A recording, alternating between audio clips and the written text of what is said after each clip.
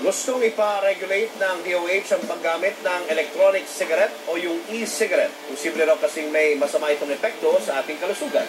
Pangamba ng Health Department, maaring maka-impluwensya rin ito sa mga bata para sila'y manigarilyo. Magbabandila si Jeff Batallones. Tumigil sa paninigarilyo si Jeff noong 2009. Ipinalit niya sa bisyo ang e-cigarette.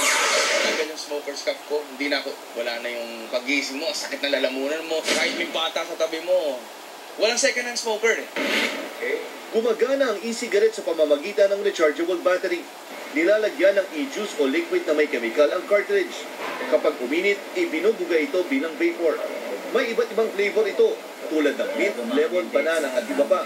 Pero nagbabala ang Department of Health laban sa paggamit ng e-cigarette. Posible kasing may sangkap ito na masama din sa kalusugan. Meron pa mga na-monitor sa ibang bansa na may mga carcinogenic substances na nailalagay doon. Katunayan, hindi ine-endorso ng World Health Organization ang e-cigarette at ban pa ito sa 6 na bansa.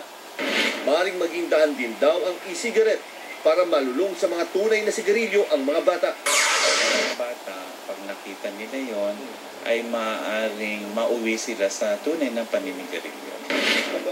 Pero giit ng juice maker na si James, walang sangkap ito na carcinogenic o nakakakanser. Walang carcinogenic things or any toxic chemical na pwede mong ihalo sa e-juice to make it, na para i-consume ng isang vapor.